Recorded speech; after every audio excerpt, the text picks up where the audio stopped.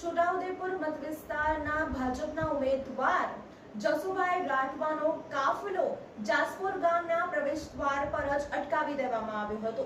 પુરુષોત્તમ રૂપાલાએ ક્ષત્રિય સમાજ પર કરેલા નિવેદનને લઈને ક્ષત્રિય સમાજના યુવાનો દ્વારા જાસપુર ગામના પ્રવેશ દ્વાર પર જ ભાજપનો કાફલાનો વિરોધ કરવામાં આવ્યો હતો। આ વિરોધ દરમિયાન રૂપાલા હાય હાયના યુવાનો દ્વારા નારા લગાવવામાં આવ્યા હતા।